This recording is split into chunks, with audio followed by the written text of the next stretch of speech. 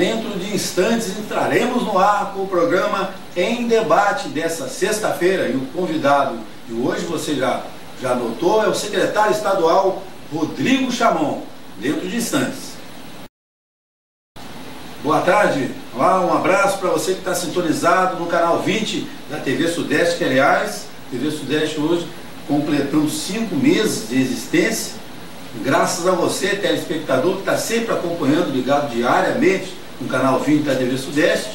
E nada melhor do que num aniversário, né, de 5 meses, a gente está recebendo aqui os estúdios da TV Sudeste o secretário estadual de saneamento, habitação. Aliás, saneamento e habitação, daqui a pouco o Rodrigo vai completar, porque é uma das questões primeiras. Rodrigo, quais são os órgãos, inclusive, que estão sob a sua responsabilidade? Daqui a pouco nós conversamos sobre isso. Então, agradecemos desde já a presença do Rodrigo Chamon e também, como sempre acontece, o Fabiano Santos está aqui conosco no programa. Boa tarde, Rodrigo. Tudo bem? Boa tarde, Tião. Boa tarde, Fabiano. Boa tarde a todos os telespectadores e parabéns pelo 5º mês de aniversário dessa importante estrutura para debater os problemas e soluções de nossa cidade.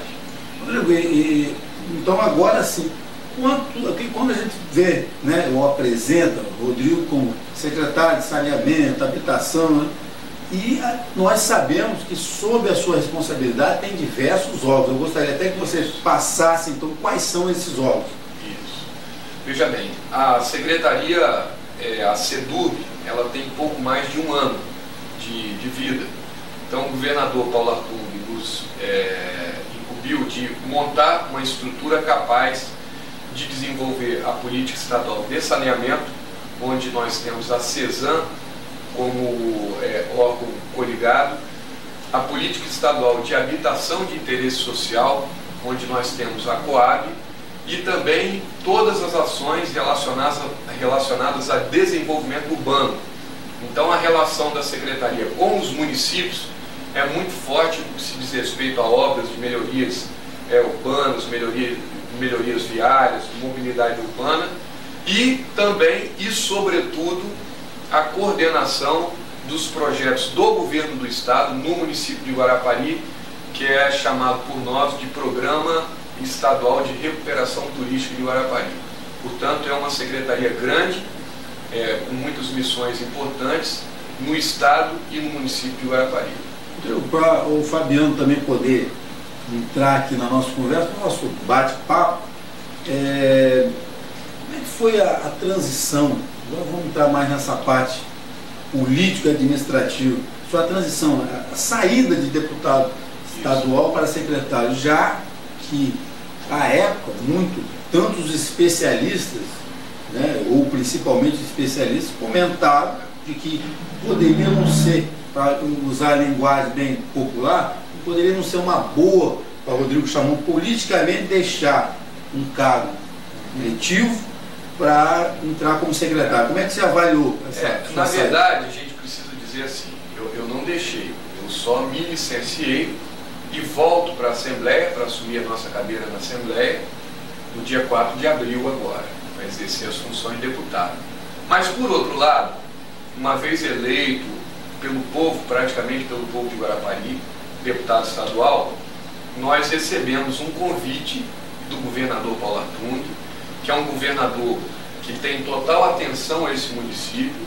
Ele nos fez um convite para estruturar essa nova secretaria para tocar essas políticas de saneamento, habitação, desenvolvimento urbano, todas as obras de Guarapari que são de elevada importância para a qualidade de vida do povo capixaba e do povo de nossa cidade. Então, quando o governador, que na verdade não fez nenhum convite, fez uma convocação, eu acho que como filho de Guarapari, grato por tudo que o governo Paulo Artung vem fazendo por Guarapari, nós não poderíamos negar entrar nesse fronte, nessa batalha. Eu acho que a aliança que nós temos com o governador é uma aliança forte que favorece o município.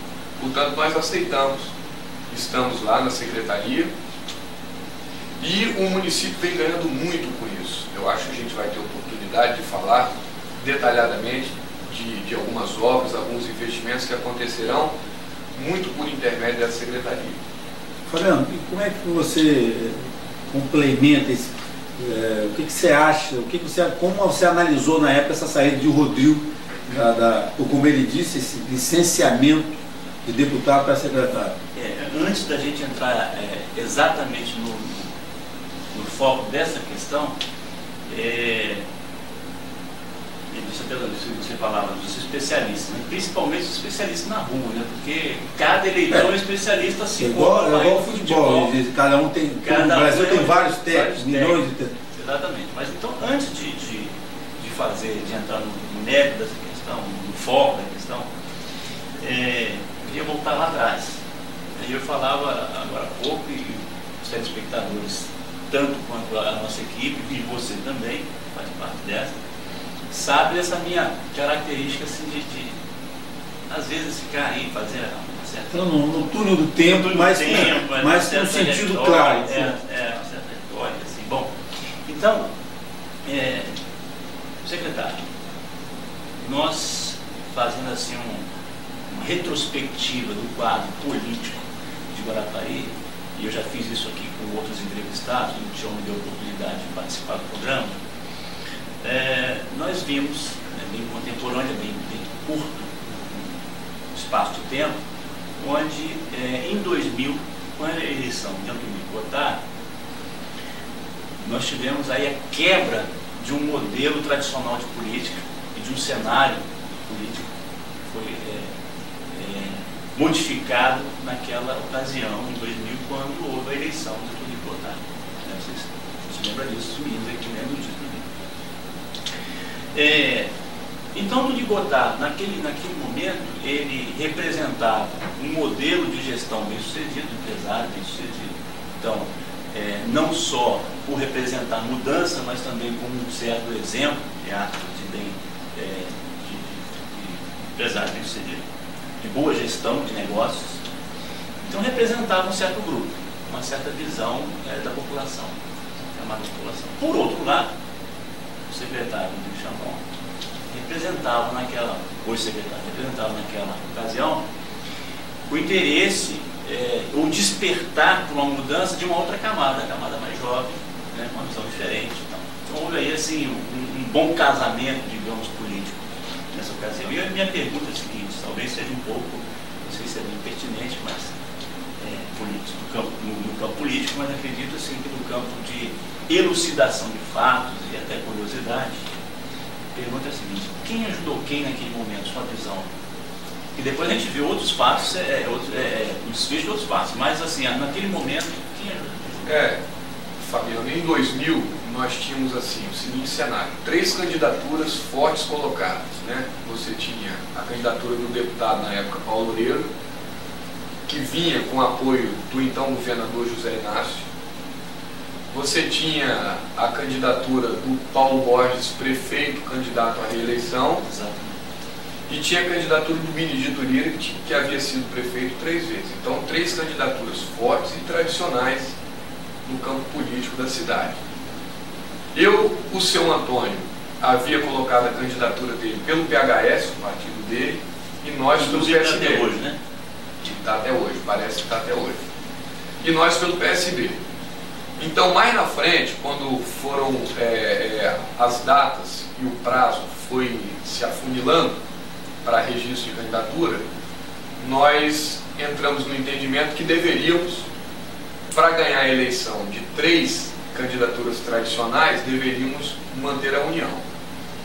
Ele na cabeça, né, e nós na vice. E deu certo, na eleição deu certo, a eleição de 2000 foi uma eleição vitoriosa. Eu acho que a população votou muito.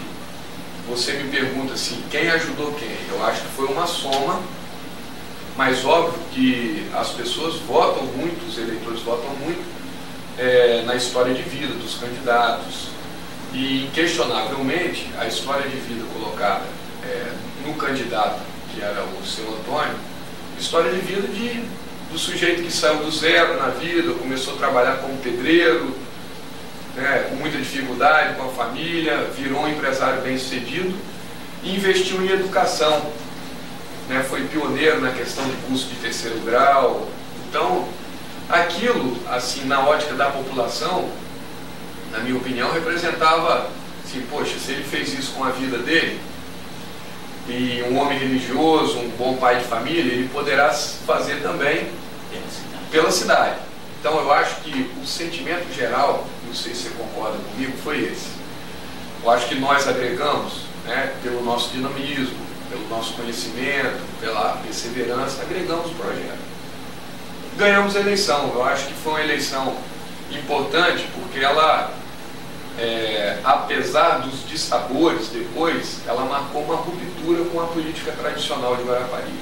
Rodrigo, e agora já você falou, você veio como vice, e Guarapari, aliás, tem tido alguns problemas, né, com os administradores. Isso já vem de algum tempo. Desde 88.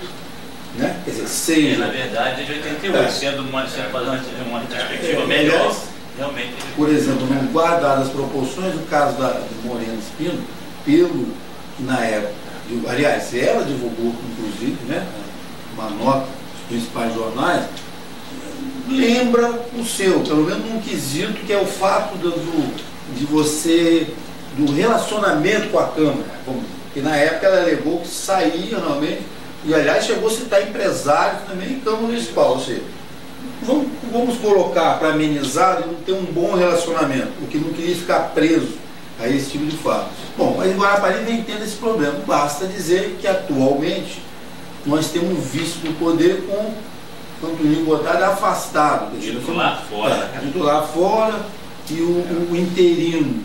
E você vindo aí, na verdade, como candidato, nós vamos ter um ex-vice, né? Um interino, um ex-vice que está no poder. Um ex-vice e um vice disputando. Isso aí tem uma curiosidade. Você vê a complicação que é só que para a cabeça das pessoas. Então a pergunta, na verdade, mas guardadas as proporções, você já explicou o seu caso, a sua saída, quer dizer, só que você falou isso, mas nós falamos isso, já ia completar, nós falamos isso, o telespectador ficar sabendo, peraí, mas ele não falou sobre isso, falamos sobre isso fora do ar.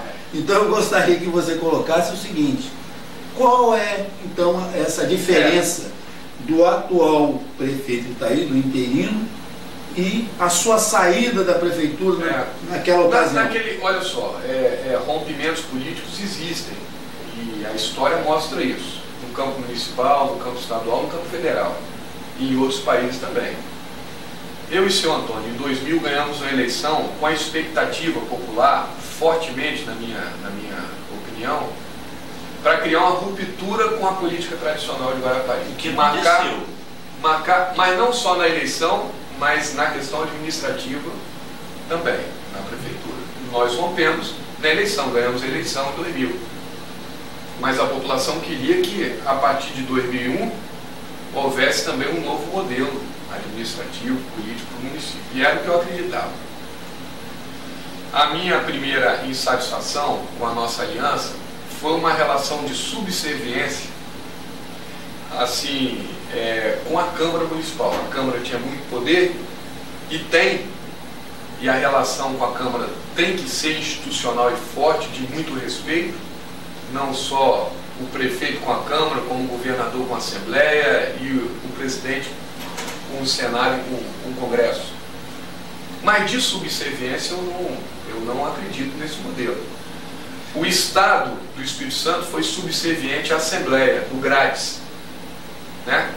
Durante 3 mandatos. Só interrompendo um pouquinho, para que os nossos telespectadores explicar um pouco melhor o que é a subserviência. Quer dizer, trocando em miúdos, uma interferência exagerada da Câmara nos rumos do Executivo.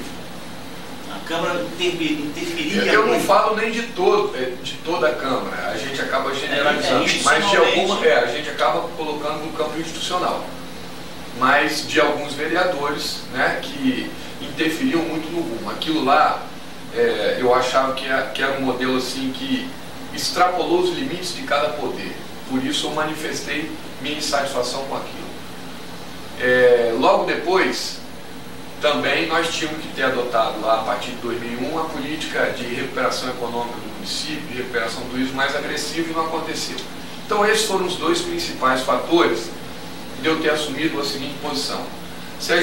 Se na nossa cabeça nós tínhamos sido eleitos para marcar um novo tempo e não estávamos marcando, eu me achei no direito de romper politicamente, fiquei isolado politicamente em Guarapari, que a maioria na época discordou do rompimento, mas só lá na frente foram ver que nós tínhamos razão. Por que nós tínhamos razão? Depois o senhor Antônio começou a acumular uma série de processos de improbidade administrativa